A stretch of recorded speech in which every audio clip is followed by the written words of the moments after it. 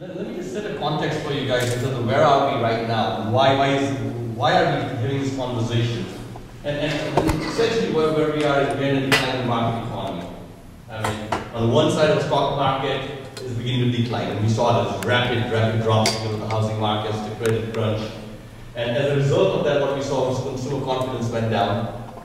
And as consumer confidence went down, they started basically consuming less. That's you guys, all of us. We started consuming less, we're more careful about it. And then as a result of that, companies have to produce less. And when companies start producing less, the result of that then is they need less people working for the companies, and they need to consume less materials to actually make the products that they were making. And you can basically start letting people go. And now the people who still have jobs begin to fear their jobs, and they begin to become more careful, they start saving money, and we go into a vicious cycle that basically again accelerates or decelerates the amount of consumption in the market, and the company growth expectations start declining, and the stock price goes down further, and we get into this vicious cycle. And we need to somehow try and get out of this thing. The reverse of this also happens, which is where we were for probably the last 7 years, where it was like buy, and we thought the growth was going to come, and we thought it's going to go on forever. That we were buying next year's car this year, knowing that next year's salary will be able to pay for it sooner, and you'll catch up to it. If we're basically spending more than we could actually perhaps afford. And we are in the reverse cycle of this thing, and the question is how do we get out of it? And this is what we're going to hope the panel is going to help us with. Just to give you a background, every stock market in the world except for Tehran, all right, this is just an odd statistic over there, is in the minus category, up to minus 70, minus 50, minus 40% losses in the stock market. Sorry, you can't read those. We just put all the stock markets out there, and it's just collectively the capitalization of companies around the world has plummeted 50%. I heard a presentation just a couple of weeks ago at EF.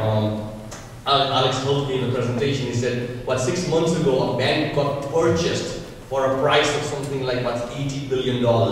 Today, if you took the same $80 billion, you buy probably most of the banks and most of the auto companies at the same time. So times have changed in a matter of 6 months. It just happened very quickly for all of us. And this is an interesting set of data.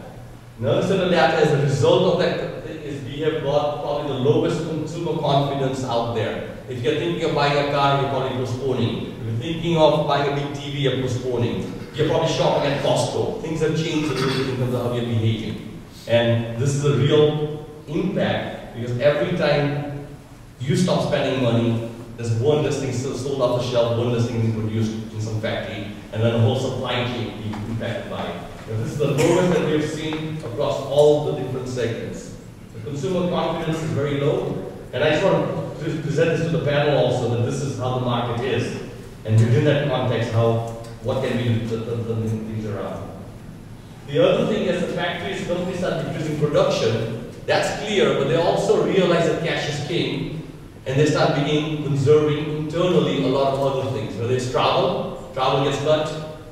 Whether it's advertising, whether it's marketing, training, a lot of freeze on hiring staffs, and then also wage negotiations. As both people don't want to lose their jobs and companies want to be solvent, that even wages are being renegotiated, and hours you work are being renegotiated as a result of that. And that's happening across the industry.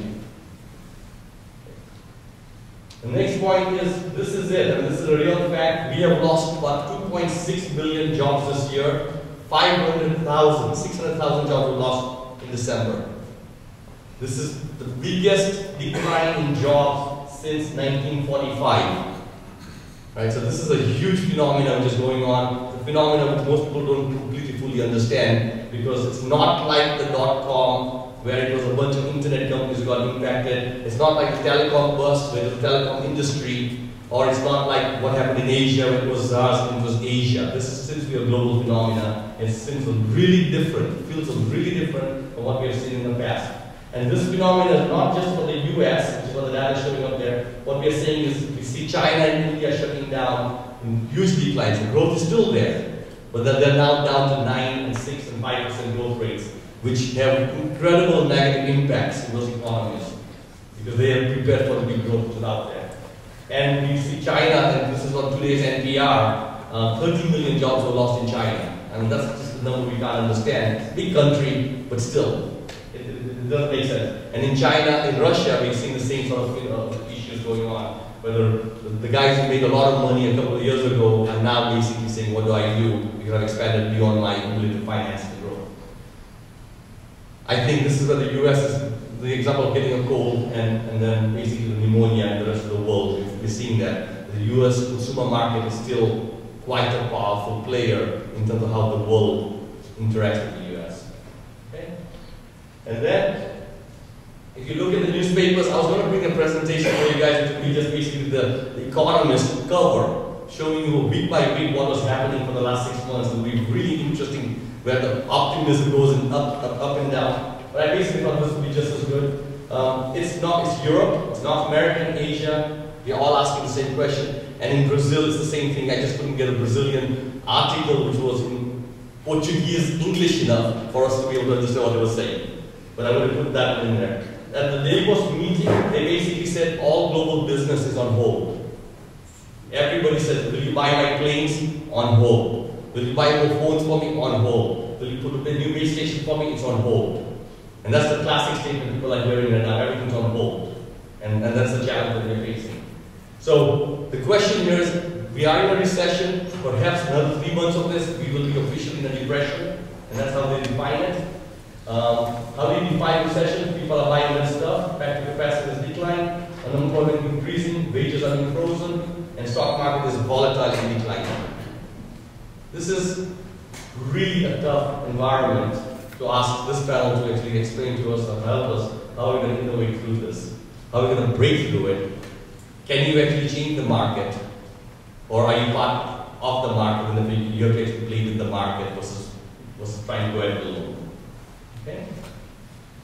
E.G. Lafley, a couple of business leaders are saying, hey, this is a great time. For those who don't lean forward, they're going to lose.